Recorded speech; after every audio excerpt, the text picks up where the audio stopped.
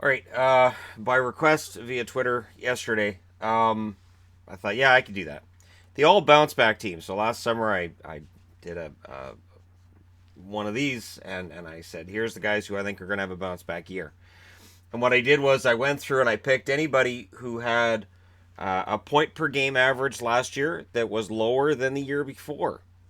And I said, these guys are due for a bounce back. And it's weird because I went just by their listed position in the yearbook. So I went left wing, center, right wing, defenseman, and goaltenders.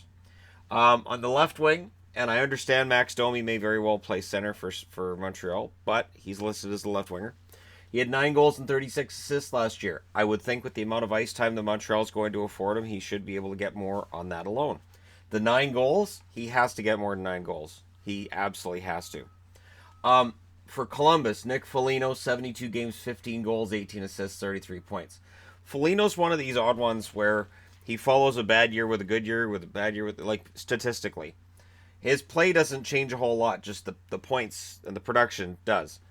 And I think he's going to have a bounce back. I don't think he's going to get back into the 70-point range, but I think 33 is way too low. Jake Gensel, yeah, he scored at a point per game rate last year, lower than the year before. Now, it was only a half year the year before, but I think those 22 goals and 26 assists, I think he's going to score more. He's going to play with either Malkin or he's going to play with Crosby. And no matter which line he ends up on, no matter how they end up making that work, I think Gensel's going to end up with more than 48 points. Montreal, Max Pacioretty. You're going to see Montreal a lot in this video. 64 games, 17 goals, 20 assists, 37 points for Pacioretty. This guy can score 30, and I think he's going to be closer to 30 than 15 this year. 17 goals is painfully low. He had a rough year, some goal scoring droughts in there, and I think that's going to change.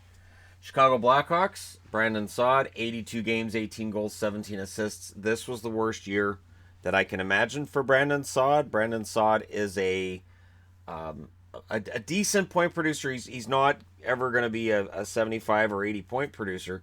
Definitely, even last summer, I couldn't understand the Panarin trade, but he's not as bad as he looked this past season.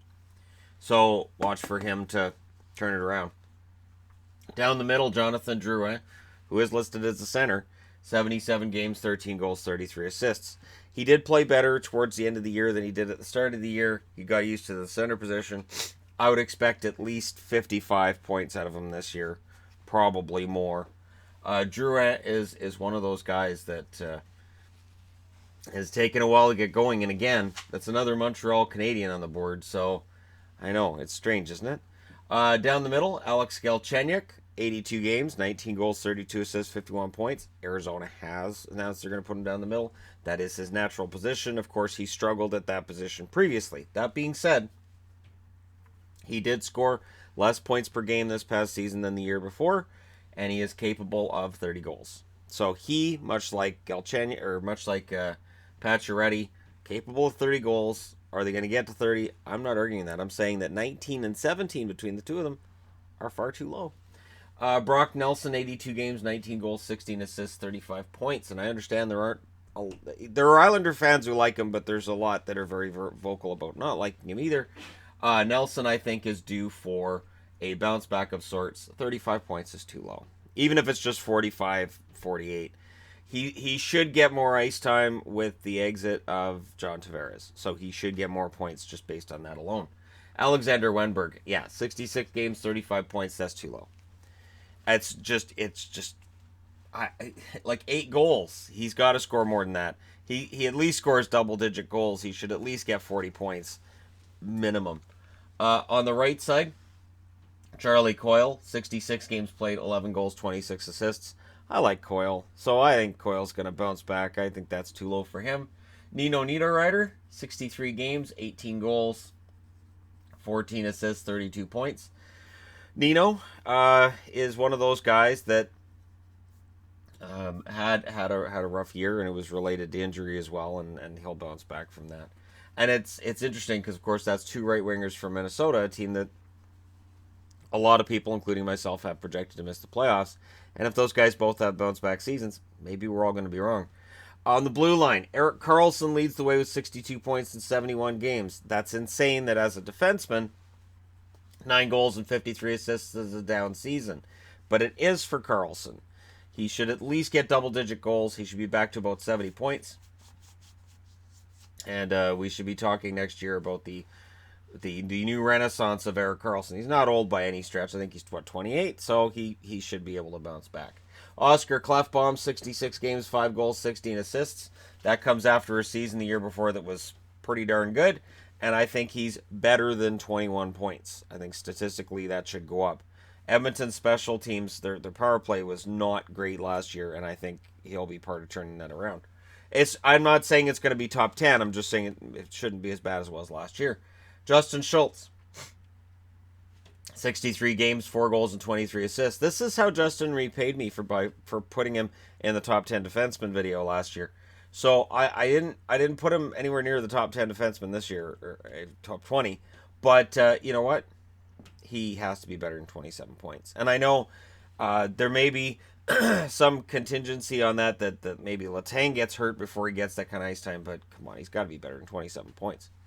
Shattenkirk, 46 games, 5 goals, 18 assists. Shattenkirk will be better than that. It was a bad year for Shattenkirk in New York, and I think he'll emerge from this offseason into next season playing better. Brady Shea, 82 games, 4 goals, 21 assists. Of course, Shea got a big new contract, and he's going to want to play for it. Statistically, he was better his first year than last year, but I think the statistics are going to come back this coming year. I like Brady a lot, though, so, of course I'm going to have him on the board. Goaltenders, Jake Allen, 27, 25, and 3 with a 906 save percentage, just below league average.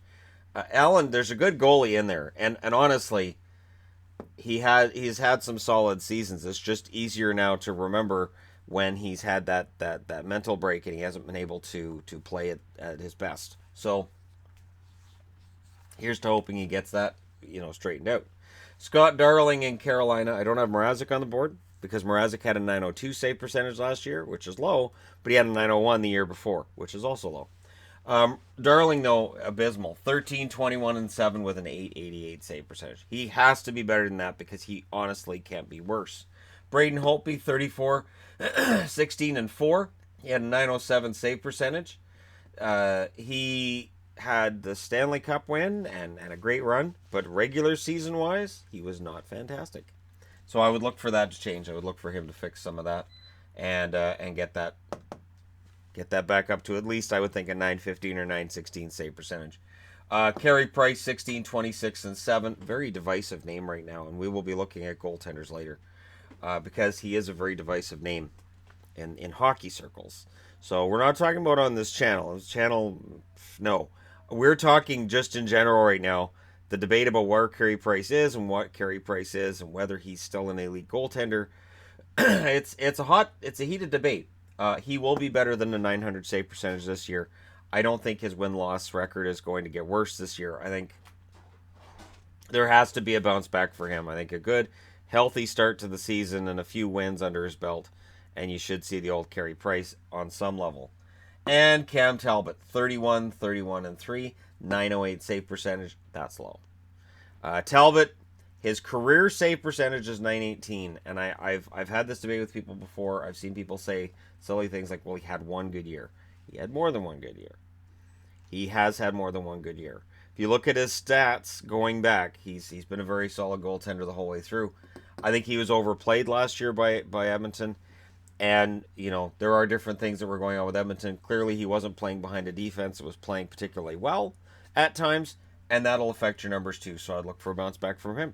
But let me know in the comment section below who had a down year that you think is going to have a bounce back this coming season.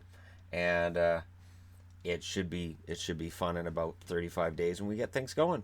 But let me know your thoughts in the comment section below, as always. Don't forget to hit like and subscribe if you're browsing right through. You just happened upon this video. Thank you guys so much for watching. I'll talk to you again soon.